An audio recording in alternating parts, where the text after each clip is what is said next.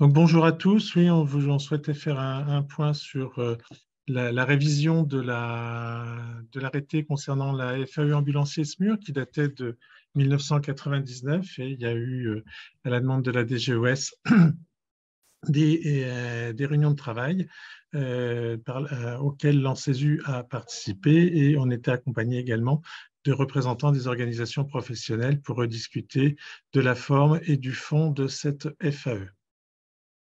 Le nouveau texte devrait pas tarder à sortir. Il n'est encore pas officiellement sorti, mais nous avons eu, comment dirais-je, l'autorisation d'en parler avec vous tous. Je vous ai fait un tableau comparatif de l'arrêté de 99 et le nouvel arrêté de 2023 avec les changements sur les différents modules. En 90, jusqu'en 90, enfin, pour l'arrêté de 99, on avait 4 grands modules. À partir de 2023, nous aurons un module 5 et module 6 qui se rajoutent.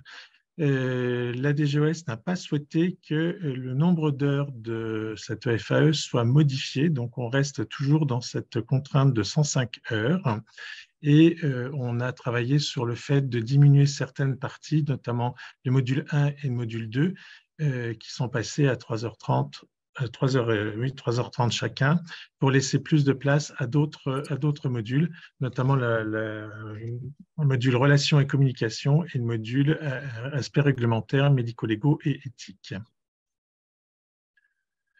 Alors, je ne vais pas reprendre l'ensemble du texte. Je vous ai marqué là en quelques points clés les nouveautés ou les points prégnants sur cette formation. Donc, sur le module 1, radiotéléphonie et outils numériques, il est précisé que ces outils seront, le matériel de radiocommunication sera réactualisé selon les évolutions technologiques, qu'il faut prendre en compte les outils dits modernes avec tablettes numériques, téléphonie satellite, et puis la législation surtout sur la gestion de sinus et sur les nouveaux gestes qui sont attribués aux ambulanciers diplômés d'État, c'est-à-dire la réalisation des électrocardiogrammes et donc la transmission de ces électrocardiogrammes vers le SAMU. Le module 2, hygiène, décontamination et désinfection, 3h30. Les principaux axes seront les mesures de protection contre les agents infectieux, protection standard, renforcée, l'utilisation des EPI, un rappel sur la vaccination, et puis aborder les accidents d'exposition aux liquides biologiques.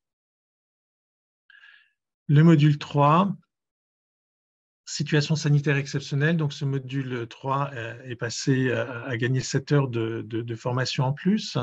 Dans les moyens à aborder, il va falloir, en plus de tout ce qu'on a déjà dans l'ancienne mouture, nous avons à discuter autour des moyens spécifiques, par exemple les CMIC et les CMIR, parler du système sinus, la place de l'ADE dans la prise en charge des SSE, triage secouriste en SSE, les gestes du damage control, prise en charge d'urgence collective préhospitalière, connaissance du REB, identifier d'un patient suspect REB, décontamination hospitalière d'urgence, moyens de protection individuelle collective face au risque NRBC, et bien sûr la maintenance des outils SSE, que ce soit les PSM, les unités de décontamination, les EPI.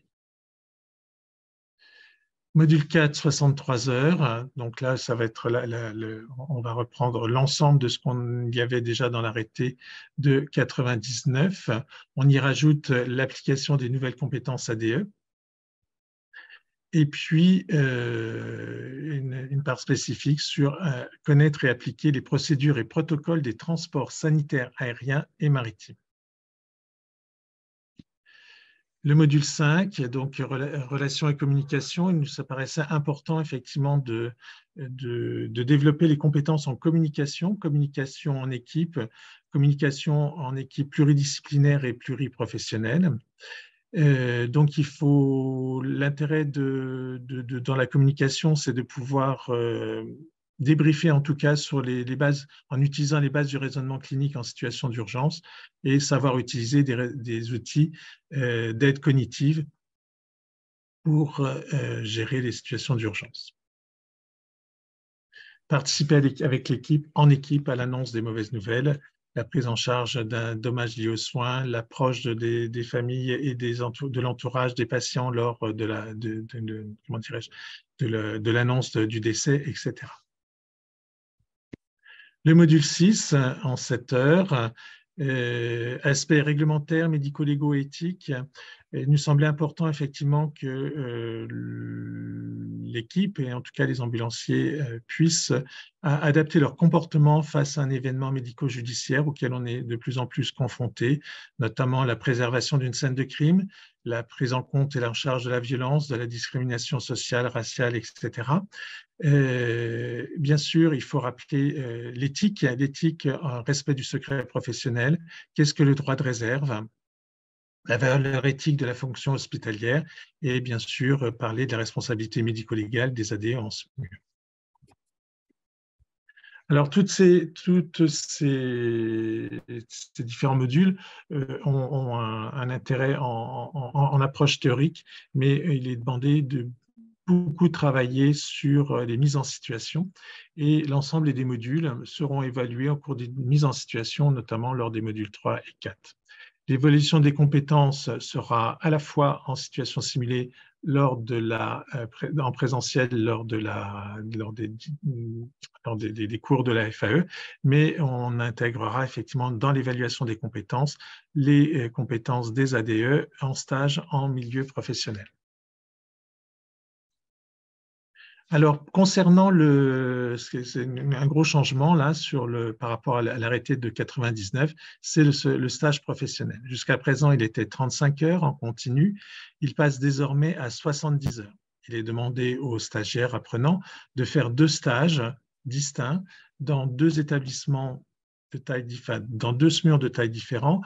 Il est précisé un établissement siège de SAMU et un établissement avec un SMUR et en relation avec le service d'accueil des urgences. Le stage pourra avoir lieu dans la région ou dans un territoire limitrophe du lieu d'exercice du professionnel.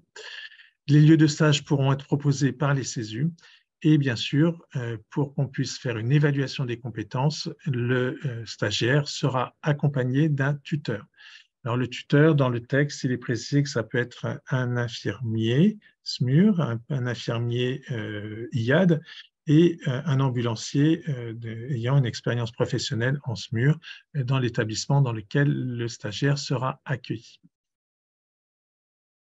Tout ceci se met en application à partir du 1er septembre 2023.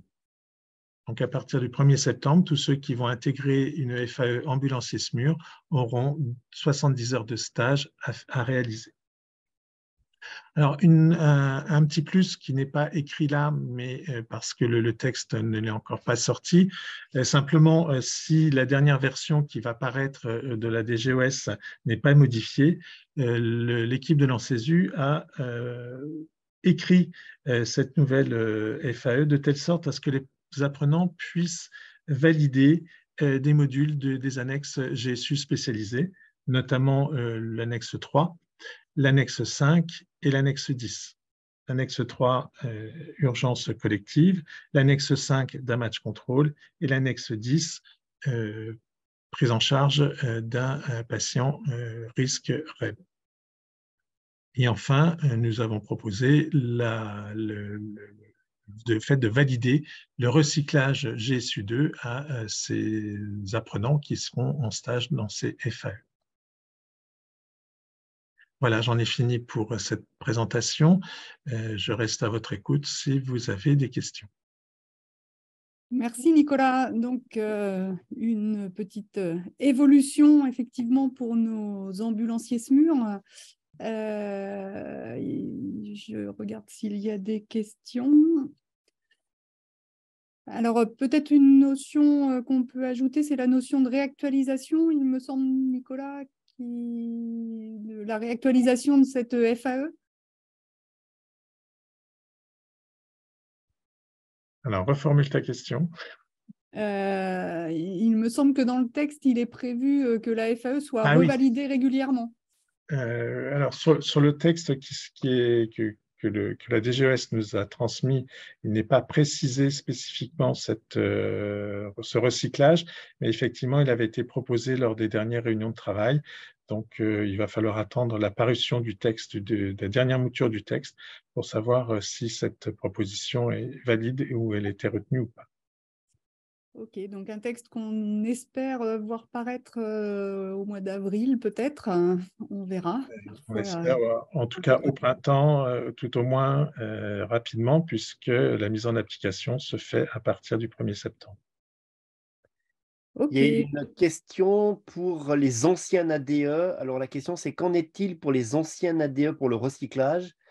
J'imagine que ça veut dire pour ceux qui ont eu l'ancienne, entre guillemets, l'ancienne FAE SMUR, y aura-t-il une réactualisation pour pouvoir être validé comme si c'était la nouvelle? J'imagine que c'est ce que veut dire la question.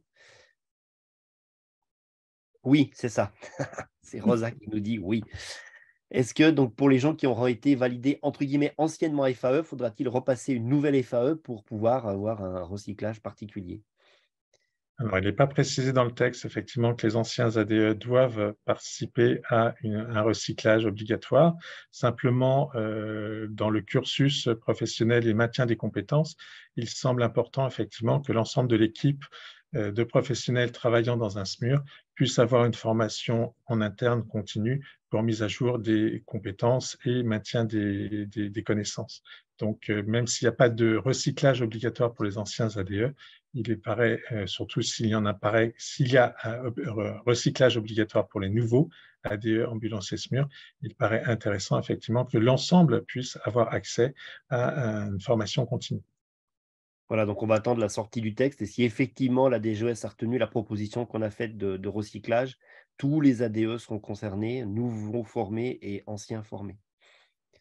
Normalement, les CESU, les 13 CESU en France qui organisent la FAE SMUR ont été destinataires de ce nouveau programme, hein, puisqu'on a eu l'autorisation par la DGOS de vous l'envoyer. Donc, il y a à peu près un mois, on vous a envoyé ce nouveau programme pour que vous puissiez vous l'approprier, en sachant, comme vous l'a dit Nicolas, hein, que c'est une application au 1er septembre 2023, mais pour les CESU qui ont déjà prévu des FAE SMUR après septembre 2023, il va falloir se faire entre guillemets à ce nouveau programme.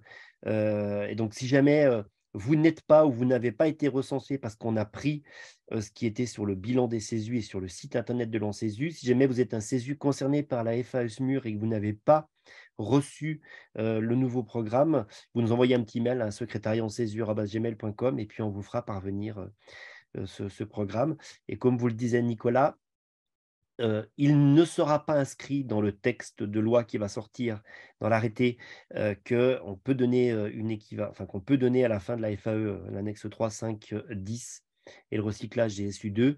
Mais dès que le texte sera sorti, l'ANCESU fera un petit communiqué pour accompagner la sortie du texte et préciser ceci, qui est une belle avancée pour nos ambulanciers et encore une fois pour pouvoir acculturer au maximum cette notion du SSE qui est aussi une de nos priorités. Gaël, Oui, la mise en place des SAS a une implication sur les ARM, non? oui. Alors juste avant, je voulais dire une autre chose parce que je pense que c'était un petit peu le moment de le dire sur les ambulanciers. Vous avez vu sortir la semaine dernière un communiqué de SAMU Urgence de France concernant les UMPH, les unités mobiles hospitalières paramédicalisées, pour laquelle l'ANCESU est partenaire. On a déjà eu des questions par rapport à ça, et notamment par rapport au programme de formation. Nous allons proposer un programme de formation pour ceci. J'en parle maintenant parce que ça concerne également les ambulanciers, puisque même si c'est très axé infirmier, ces UMPH, vous avez compris que les ambulanciers auront également un impact. Notre prochain conseil d'administration a lieu 23-24 mars, c'est à l'ordre du jour, donc on devrait sortir un programme de formation dans les semaines qui suivront, en tout cas avant l'été, c'est une certitude. Et puis on vous en dira plus après ce conseil d'administration du 23 et 24 mars. Et puis dernière question, c'est obligatoire d'avoir la FAE SMUR pour travailler au SMUR? Je vais laisser répondre à un cadre de santé de SMUR, est-ce qu'on en a là? Dans la vraie vie, oui. Non, c'est pas ça. Dans le texte, oui. Dans la vraie vie, je pense qu'on vit tous la même chose avec des ambulanciers qui sont au SMUR et qui, au fur et à mesure de leur carrière, vont tranquillement, les uns après les autres, passer la FAE SMUR. Donc, si on faisait les choses correctement et sans langue de bois, oui, il faut la FAE SMUR pour pouvoir être ambulancier en SMUR. Ça, c'est la réalité. C'est ce qui est écrit, d'ailleurs, dans cet arrêté. Et puis ensuite, la vraie vie fait que c'est souvent le contraire. On embauche l'ambulancier et puis il va faire sa FAE quand il peut. Non, il y a je me permets de compléter effectivement ce que tu dis à juste titre, Gaël. On se rend compte bien sûr maintenant que beaucoup d'établissements de santé, avant d'engager des nouveaux ambulanciers au SMUR, leur demandent d'avoir la FAE. Donc, dans les textes, effectivement, il faut que l'ambulancier SMUR puisse avoir sa FAE dans l'année qui suit son intégration à l'équipe. Mais on se rend bien compte au jour d'aujourd'hui que des établissements de santé, faisant des économies sur les formations, demandent à ces futurs ambulanciers SMUR d'avoir et le permis poids lourd et cette fameuse FAE avant d'intégrer un établissement de santé. Merci Merci, Nicolas. Nicolas. Et donc, on laisse la Tu parole à peux Gaël. refaire ton lancement, Céline, il était bien. Tu peux Alors, les SAS, du coup, quelle implication pour les ARM? Il faut recruter des ARM. Un gros travail qui est mené par tout un groupe de travail depuis quelques semaines, maintenant quelques mois. C'est constitué autour donc un groupe de travail multiprofessionnel qui s'est constitué autour du problème des ARM avec, vous voyez un petit peu tous les gens représentant, en tout cas tous les gens qui peuvent avoir un lien avec les assistants de régulation médicale. SAMU Urgences de France, l'ASFMU, bien entendu l'ANSESU, les deux représentants, les deux associations professionnelles, l'UNARM et la FARM, et puis bien entendu les représentants des CEPHARM. Donc ce groupe a commencé à travailler il y a plusieurs semaines, on va même pouvoir dire mois maintenant, avec deux objectifs principaux qui étaient le premier objectif, qui est un objectif très syndical, qui était la reconnaissance du statut des ARM, avec de multiples demandes. Vous avez vu qu'il y a eu un premier palier qui a été franchi avec la reconnaissance des ARM dans le cadre des professions soignantes. Donc ça, c'était juste un vote pour l'instant à l'Assemblée nationale. Il y a encore de nombreuses étapes à franchir avant que ce soit inscrit dans le marbre. Mais en tout cas, c'était une première étape. Mais c'est un delta par rapport à tout ce qui est demandé de classification, de reconnaissance de grille salariale, etc., etc. On ne va pas s'y atteler ici parce que ce n'est pas notre propos. Mais surtout, un second objectif qui était l'adaptation de l'offre de formation, puisque les chiffres nous disent que dans les 18 mois, voire les 24 mois qui arrivent, je dis 24 parce qu'on s'était fixé au 1er janvier 2023 pour faire tous ces calculs. On est déjà le 13 mars, donc on a déjà pris du retard. Donc l'objectif, c'était de terminer, entre guillemets, 2025. On sait que ça sera 31 décembre 2025, on sait que ce ne sera pas tenable et qu'on ira au-delà. Mais c'est près de au moins 1200 ARM qui sont à former si on veut relever le défi de la mise en place des SAS sur la totalité du territoire national et d'outre-mer. 1200 ARM à former. Les calculs sont faciles à voir. Il sera purement et simplement impossible d'envoyer 1200 ARM dans des CEPHARM en 2 ans. Non pas que les CEPHARM n'aient pas la capacité d'accueil, puisqu'ils l'ont avec les CEPHARM existants et les quelques CEPHARM qui vont ouvrir leurs portes, qui ont déjà ouvert leurs portes en janvier et d'autres qui vont ouvrir leurs portes au mois de septembre. Mais pour une question d'organisation, il est évident que 10 ARM qui sont embauchés dans un SAMU, dans un SAS, ne pourront pas partir en même temps en formation. Autrement, on aurait un vrai problème de RH.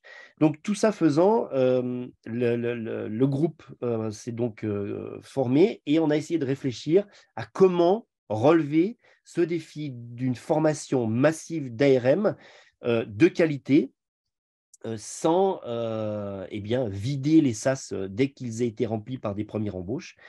Et puis surtout de respecter l'exigence de qualité et de sécurité dans ce service, qui est un service à haute responsabilité. Et donc, c'était le défi qui était à relever.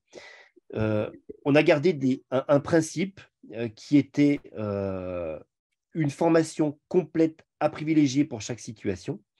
C'est-à-dire que le point d'orgue, tout tourne autour des CEFARM, évidemment, qui sont les points névralgiques, en tout cas les points obligatoires de passage pour la totalité des CEFARM et pour des ARM et pour la certification, pour leur certification. Un autre principe qui était de maintenir la date de repousser la date d'obligation des certifications, puisque vous le savez, dans le tout premier texte de 2019, on devait certifier la totalité des ARM pour 2023. Donc, ça voudrait dire que d'ici la fin de l'année, il faudrait certifier la totalité des ARM. C'est purement et simplement impossible. Et pour l'instant, on aurait réussi à repousser la date à 2025. On a demandé 2026. On n'a pas encore la réponse. Tout est en train de se décider au moment où je vous parle. Et puis, un petit peu de VAE, puisqu'elle existe dans le texte et qu'elle ne pourrait être faite et prise par les ARM uniquement avec 1 an d'expérience. Donc, qu'est-ce qu'on a créé? Eh bien, on a proposé la création d'un dispositif temporaire, mais un dispositif temporaire qui pourrait servir à quelque chose, c'est-à-dire de ne pas le refaire 2 fois. Vous avez bien compris que tous les ARM nouvellement embauchés passeront par un CEFARM. Donc, l'objectif, ça n'était pas de leur faire une formation à leur arrivée dans un SAS, et puis de les envoyer au CEFARM dans la suite et de recommencer ce qui avait été fait. Donc, la proposition a été faite de récupérer une toute petite partie de la totalité des modules des CEFARM, et notamment le module 1A et le module 1B du référentiel de 2019, à laquelle on a rajouté 17 autres communications, ce qui fait une formation sur 6 semaines. Donc, ce sera cette formation de base, cette formation socle qu'on va proposer à tout nouvel ARM entrant dans un SAS depuis le 1er janvier 2023. Donc, quand le texte sortira, encore une fois, c'est une question de jours. Il est dans les tuyaux et il devrait sortir, on espère, le plus vite possible. On aura beaucoup plus de précision. Vous verrez, il y a des tableaux qui expliquent exactement ce qu'il faut faire. Mais pourquoi on en parle ce matin au webinaire de l'ANSESU? Eh bien, parce que vous imaginez aussi, comme je vous le dis dès le départ, que tout ne pourra pas être fait directement dans les CEFARM. Et donc, c'est là où l'ANSESU et les CESU interviennent, puisqu'on a proposé notre aide pour pouvoir accompagner ces formations de 6 semaines sur les territoires. Des CEFARM, il y en a un petit peu à droite à gauche dans les territoires, mais par exemple, si je prends la région que je connais bien, qui est la région Auvergne-Rhône-Alpes, nous avions un CEFARM à Grenoble. Ce n'est pas évident pour quelqu'un qui va habiter Annecy, Thonon ou carrément de l'autre côté de la région de venir régulièrement en cours à Grenoble sans avoir une année complète de formation.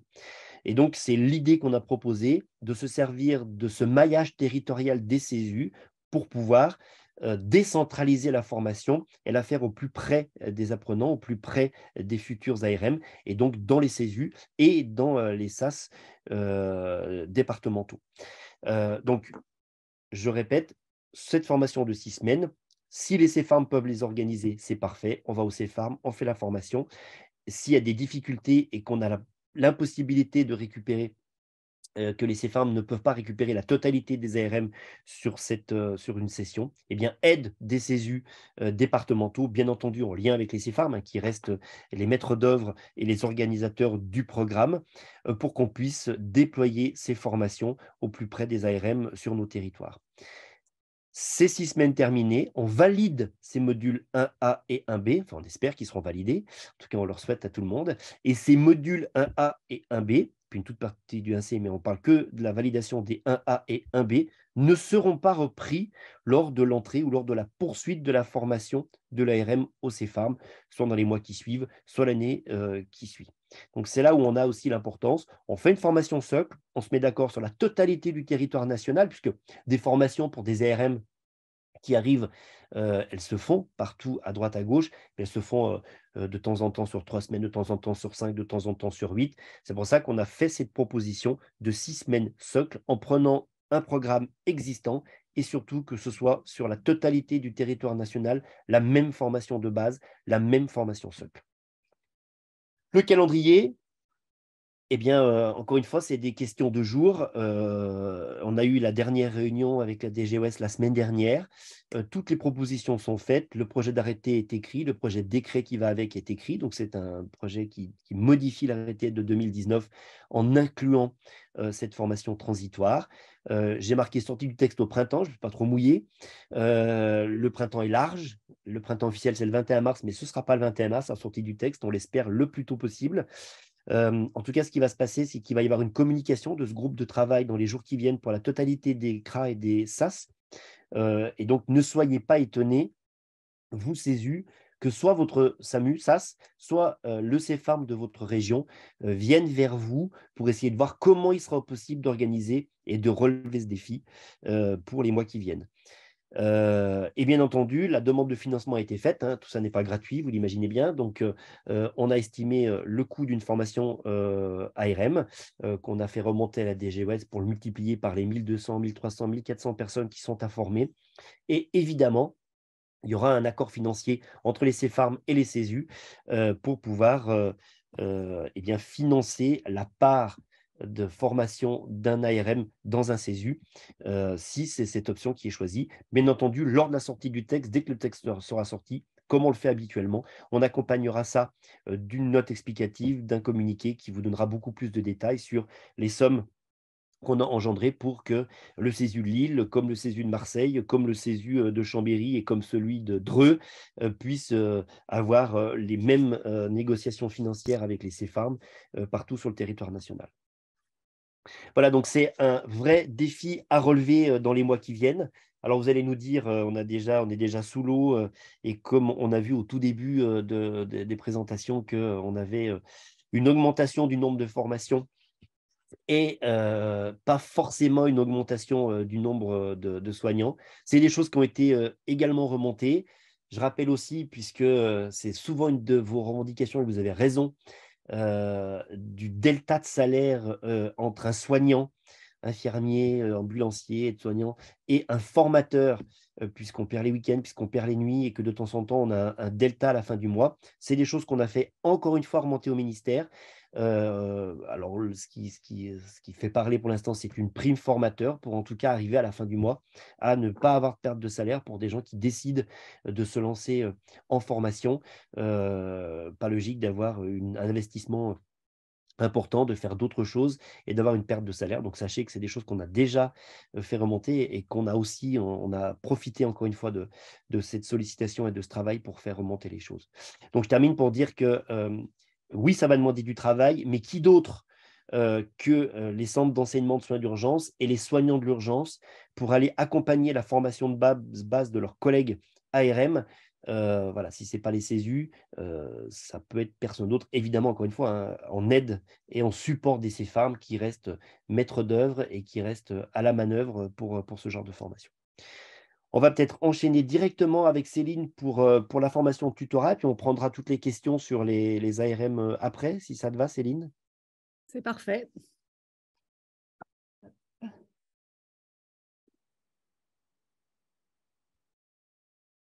Est-ce que c'est bon pour vous pour le partage d'écran? Parfait. Et donc, effectivement, cette mise en place va entraîner une augmentation de l'accueil des stagiaires dans les SAMU. Les stagiaires dans les SAMU sont déjà de plus en plus nombreux depuis la mise en place des CEFARM. Et donc, dans le cadre de ce travail collaboratif qui est en cours, on a identifié bien sûr un besoin de formation et d'accompagnement des nouveaux professionnels qui arrivent et un besoin d'accompagnement également des ARM actuellement en poste pour accompagner ces nouveaux professionnels qui arrivent. C'est pour ça que l'on a commencé à travailler sur la mise en place d'une formation au tutorat pour les ARM en poste. Donc, l'objectif, c'est de déployer dans les RESU ou dans les CESU des formations au tutorat pour les ARM. Et puis, toujours dans le même esprit, hein, d'harmoniser les formations à l'échelle du territoire. Donc, on est en train de finaliser un conducteur pédagogique sur cette formation. Pour ça, on s'est inspiré de CESU qui proposait déjà cette formation. Donc, elle était proposée par le Résu des Pays de Loire. Et je remercie Florence No qui a travaillé beaucoup là, sur le déploiement de cette formation. Florence du CESU 85, et qui nous a gentiment mis à disposition leur conducteur pédagogique, de même que Blaise pour le CESU 34 et Aude pour le CESU 51. La proposition, c'est de faire une formation en 2 temps, avec une première formation plus destinée à ce qu'on a appelé les tuteurs de proximité, ceux qui, quand ils travaillent tous les jours, ont du coup un ARM stagiaire en charge.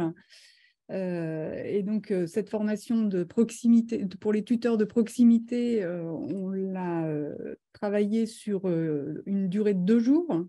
Et puis, une formation avancée, ou une formation niveau 2, plus destinée aux tuteurs référents, et qui serait un complément de la formation de proximité sur une journée supplémentaire. L'objectif de la formation, bien, c'est d'accueillir, d'encadrer et d'évaluer les élèves ARM lors de leur stage dans les SAMU. Pour les tuteurs de proximité, donc formation qui dure 2 jours, on a axé sur l'accueil du stagiaire, comment se situer en tant que tuteur, l'accompagnement des stagiaires sur des situations de travail adaptées, transmettre la transmission des connaissances et des compétences expérientielles, la transmission de la culture hospitalière et de la culture métier, et comment évaluer les stagiaires pour les aider à progresser. Pour le tuteur référent, l'accueil du stagiaire et l'intégration dans le service, comment proposer des activités adaptées pour que le stagiaire puisse atteindre ses objectifs de stage, le suivi des stagiaires en lien bien sûr avec les tuteurs de proximité, et puis la réalisation des bilans de mi-stage et de fin de stage avec l'évaluation du stagiaire et la proposition d'actions de formation pour les éléments restants à acquérir, ce qui intègre bien sûr également le fait de remplir le livret de stage, sachant que le livret de stage est un petit peu le fil conducteur tout au long de ces 2 formations.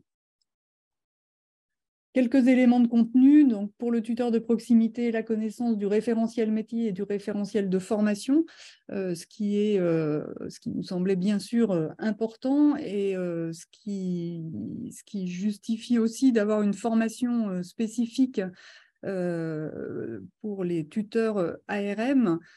Certains établissements peuvent nous proposer de les envoyer sur des formations tutorat tout venant, j'ai envie de dire.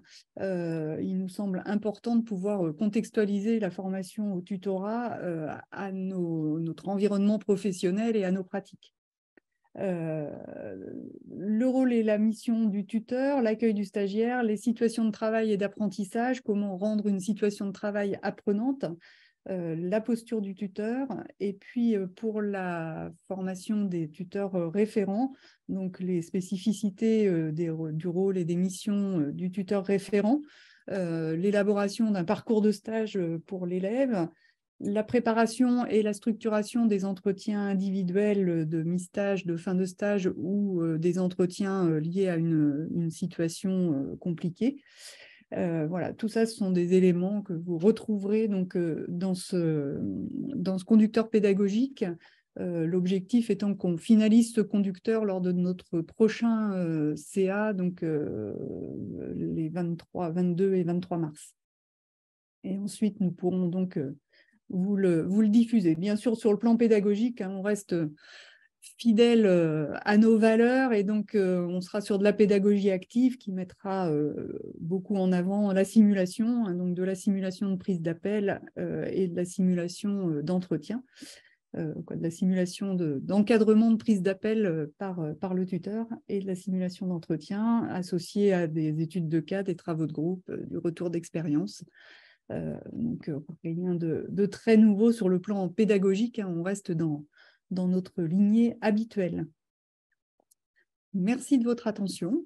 Et donc, je crois qu'il y a peut-être des questions, mais je ne vois pas les questions là, moi. S'il y a une question sur les OSNP, je vais vous lire la question. La question, elle est, dans le cadre du lancement du SAS, on a recruté des OSNP qui ne peuvent pas devenir ARM, horaire, responsabilité, etc. Cette formation SOC s'adresse-t-elle aux OSNP qui souhaitent évoluer en ARM ou à tous les OSNP? Donc, c'était plus une Cette question pour formation, toi, Gaël. comment? C'est une question pour toi. Cette formation ne s'adresse pas aux OSNP en fait. Cette formation qu'on appelle ce dispositif transitoire, c'est une formation pour les ARM, uniquement pour les ARM, pour les futurs ARM. Alors c'est compliqué d'appeler, on a eu aussi cette longue discussion de se dire on ne peut pas les appeler des ARM puisqu'ils ne sont pas certifiés.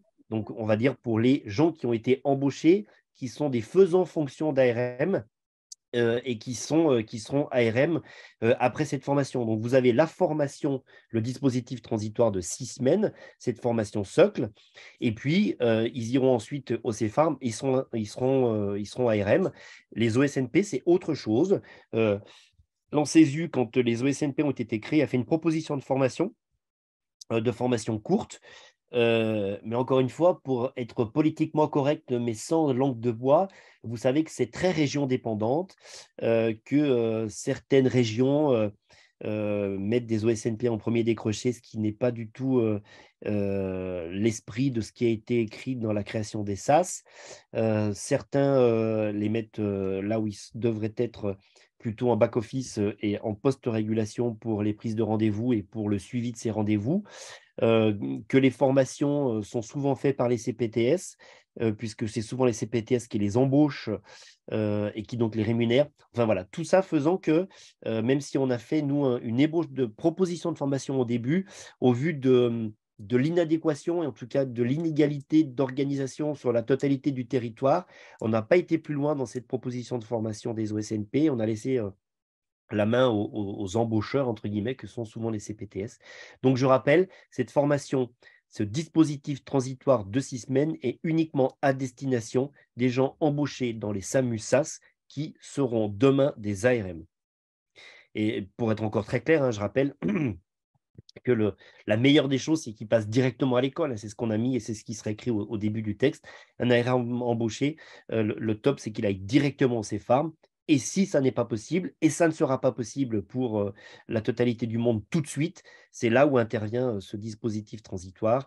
Vous aurez également un tout petit peu de VE, et puis vous verrez réapparaître dans le texte le livret de positionnement, puisqu'on a trouvé pas logique pour des ARM embauchés, par exemple, depuis le 1er juillet 2022, avec un texte qui va sortir presque 1 an après, de repartir sur ces 6 semaines de formation socle, de formation de base, et puis d'aller à l'école derrière. Et donc, il va y avoir une sorte d'entretien de positionnement suivi d'un livret de positionnement, comme on l'a connu au tout début, pour pouvoir évaluer l'ARM quelques mois. Imaginons que le texte sorte en avril, donc presque 10 mois après son embauche, pour voir s'il y a nécessité de passer par ce dispositif transitoire ou si tout s'est bien passé, normalement, des choses auraient dû être acquises et donc d'avoir une équivalence des modules 1A, 1B et donc de pouvoir rentrer à l'école pour faire le reste. Et encore une fois, ce sera sous la responsabilité des référents pédagogiques des CEFARM qui viendront évaluer vos tout nouveaux ARM dans vos SAMU. Donc tout ça fera l'objet d'une communication, je le redis, très officielle par ce groupe de travail SUDF, SFMU, CEFARM, UNARM, AFARM. On est en train de la travailler, donc elle fait l'objet d'aller-retour entre nous en ce moment dans les jours qui viennent. Et puis un texte, encore une fois, qu'on espère sorti le plus tôt possible et qui sera bien entendu accompagné, je vous le redis, d'un mot de l'ANSESU pour un mode d'emploi. Je ne vois pas d'autres questions. On enchaîne. On aura le temps à la fin pour pouvoir poser tout ça. On enchaîne, je vous laisse lancer, Mme Longo. Eh bien, on enchaîne avec Isabelle Braccia qui va nous parler des retours d'expérience concernant les formations aux nouvelles compétences ambulancières. Voilà, ça partage? Ça partage. D'accord. Donc, je rappelle aux participants qui nous ont rejoints qu'ils peuvent faire part de leur retour d'expérience via WooClap en téléchargeant ce QR code que j'ai laissé sur l'ensemble des dias. Comme ça, vous pouvez le faire au fil de l'eau. Et puis, suite au rétexte, si vous voulez nous faire part d'éléments de réponse, vous pouvez le partager sur le chat. Donc, je vous rappelle le contexte, hein, c'est la mise en place de la formation continue des ADE de la MU avec de nouvelles compétences qui ont été listées dans un arrêté du 22 avril, en même temps qu'au moment du changement de référentiel de la formation initiale, et qui a été rédigé sous forme de formation dans l'arrêté du 10 octobre. À la suite de ces deux arrêtés, donc, il y a une proposition de déroulé pédagogique qui a été faite par l'ANSESU avec les différents partenaires des ambulanciers. Ce déroulé pédagogique a déjà fait l'objet de 2 erratums suite à un réajustement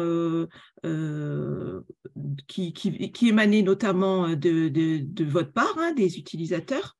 Donc, je le rappelle que ces erratums portaient sur le NaCl dans les aérosols non médicamenteux et que le glucagène actuellement, par voie stylo auto-injecteur, n'est pas commercialisé en France. Il n'y a que la voie intranasale.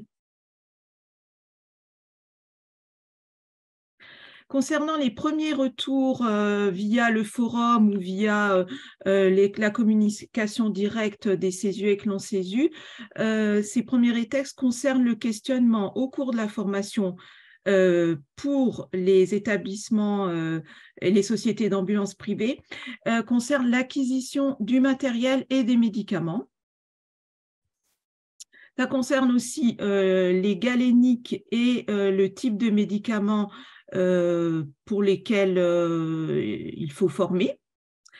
Ça concerne la revalidation des compétences et la revalidation de la FGSU. Les éléments de réponse à ces questions, eh bien, c'est évidemment de bien recadrer en début de formation sur les objectifs de cette formation, qui ne sont pas forcément l'organisation au sein des sociétés d'ambulance.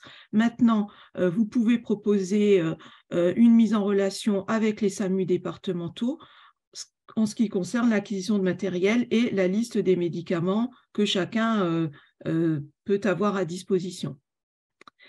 Concernant la formation, donc, on vous conseille de se référer à la liste et aux galéniques du déroulé pédagogique, sachant que s'il y a des évolutions, on fera des réajustements, tout en précisant aux participants que la formation se propose des galéniques et des façons de procéder, sachant qu'ils n'auront pas forcément ces dispositifs-là dans leur société ou dans leurs établissements. Donc là, c'est pareil, on peut leur proposer que leur société se mette en lien directement avec les labos pour faire des formations à l'utilisation des galéniques qu'ils auront choisies. Pour les revalidations de la FGSU, on rappelle que ça ne concernera que les participants dont la FGSU est en cours de validité, c'est-à-dire dans le périmètre des 4 ans. Et puis, concernant la revalidation de ces nouvelles compétences, ce qui est proposé, c'est d'intégrer ces nouvelles compétences à la réactualisation des AFGSU pour les ambulanciers. Donc, prévoir, lorsque vous avez des ambulanciers formés ou nouvelle mouture du référentiel, prévoir dans la réactualisation de leurs AFGSU ces nouvelles compétences. Alors, je vais revenir en arrière, pardon. On va regarder les résultats du chat. Donc, je vais repartager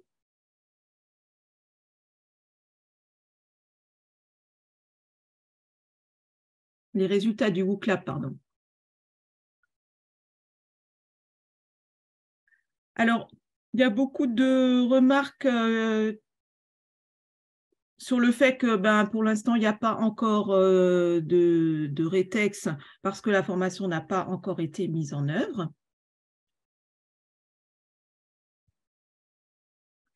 Là, un des commentaires concerne les médicaments contre la douleur et les voies d'administration proposées. Donc là, je vais pouvoir revenir là-dessus. On voit qu'il y a des avis positifs, qu'il y a éventuellement très peu de demandes et qu'une des possibilités, c'est de faire une promotion de la formation via vos ARS de région, département.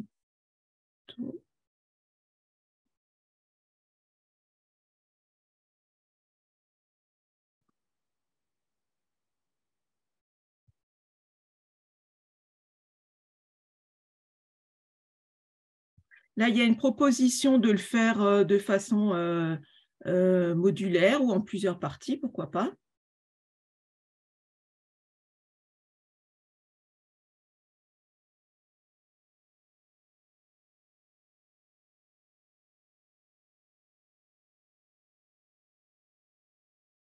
Voilà.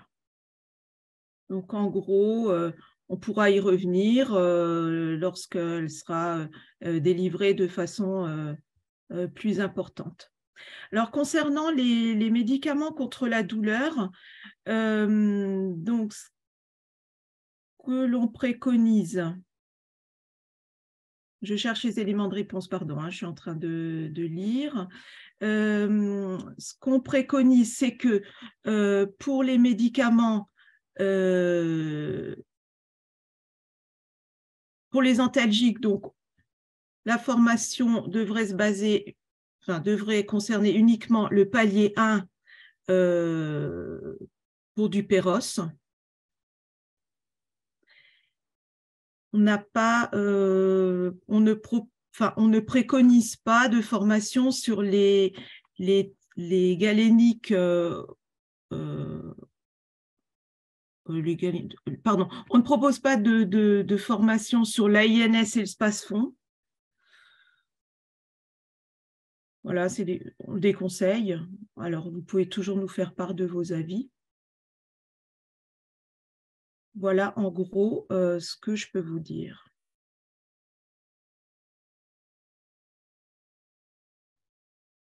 Si mes collègues souhaitent... Quid du Pintrox, Madame Borassia? Alors, c'est-à-dire? On fait pas. Alors, le Pintrox, il est proposé dans le déroulé pédagogique puisque certains SMUR l'ont à disposition. Il n'y a pas de raison que les sociétés d'ambulance ne l'acquièrent pas. Donc, il est proposé dans le déroulé pédagogique. En fait, une des choses principales qu'on vous suggère, c'est vraiment de faire une sorte d'accord tripartite entre vous, qui allez avoir la main sur la formation, le SAMU départemental et les sociétés d'ambulance départementales pour vous mettre d'accord sur quels médicaments utiliser. Alors, je ne sais pas si vous êtes organisé en association de transport sanitaire urgent, en ATSU ou sur d'autres organisations dans vos départements respectifs, mais l'objectif, il est celui-ci. Le SAMU, qui sera de toute façon, entre guillemets, prescripteur, les sociétés d'ambulance et puis le CESU qui va être la branche armée de la formation pour vraiment vous mettre d'accord. Vous pouvez avoir des médicaments différents dans chaque département et ça ne pose aucun problème. On a souvent cette question sur le secrétariat de l'ANSESU. Donc voilà, c'est vraiment un accord tripartite, SAMU, association, organisme ou boîte d'ambulance privée dans vos départements et CESU pour pouvoir encore une fois être le plus proche possible de ce qui sera fait demain. Par rapport à la réflexion sur le remplissage des sessions, là, j'ai cru comprendre que certains CESU avaient du mal à remplir leur session de formation. Je pense que là aussi, le fait de proposer au niveau des regroupements de sociétés d'ambulance, des regroupements pour l'urgence, fonctionne, en tout cas chez nous, a bien fonctionné. Alors, il y a une question, j'y vais de ce pas. Hop. combien de formations pour les ambulanciers envisagez-vous de programmer par an? L'idée, c'est de répondre aux besoins et du coup, je pense qu'il faut voir avec les ambulanciers de votre département combien ils ont de personnes à former, en fait, et adapter le nombre de sessions en fonction de ça. Tout en précisant que ne sont concernés que les ADE qui participent aux gardes de l'AMU. Bah, Ils sont pas obligés de former tous leurs effectifs. pour l'instant, ils n'ont pas d'obligation à former. Et Pour les ADE de l'AMU, c'est fortement conseillé, mais si dans leurs effectifs, ils ont des agents qui ne participent pas à l'AMU, ce n'est pas une priorité. voilà, ça dépend vraiment. En fait, c'est ce que je dis, hein, il faut vraiment faire ces entre guillemets rencontres, conventions tripartites. Et c'est là aussi où on saura dans un département si on a 45 ambulanciers à former, dans un autre 170, on fera le nombre de formations adéquates, en sachant que on sait très bien que c'est une formation entre guillemets éphémère, puisque ces gestes sont inclus dans les nouveaux DEA qui sont en cours depuis le début de l'année. Et donc, on va arriver à former tous les anciens DEA sur les 2, 3, 4, 5 ans qui viennent. Et ensuite, cette formation n'aura plus lieu d'être. Donc voilà. Est-ce que la formation est vraiment obligatoire pour les sociétés participant à l'AMU ou bien cela dépend de chaque ARS? En fait, c'est… Ouais, Vas-y, dans le texte, il n'y a pas d'obligation et pour l'instant, c'est pareil. Pour l'instant, il n'y a pas d'obligation à avoir le matériel correspondant dans les ATSU. Hein. Donc, pour l'instant, il n'y a pas vraiment d'obligation. Il y a une incitation. En tout cas, s'il y a médicaments, s'il y a les médicaments qui sont prévus dans l'arrêté d'avril 2022, il y a formation avec. Mais il n'y a pas obligation d'avoir ces médicaments. Donc ça, c'est un choix de chaque société privée. On peut avoir un choix d'une société d'ambulance qui ne désire pas faire participer ses ambulanciers à cette évolution, et donc il n'y a pas de nécessité de formation. Par contre, si la société d'ambulance décide de répondre à ce texte d'avril 2022 et donc d'équiper ses ambulances, automatiquement, il doit y avoir une formation adéquate pour mettre en place ces médicaments et ces prises de médicaments ou ces réalisations de gestes, parce qu'il n'y a pas que des prises de médicaments.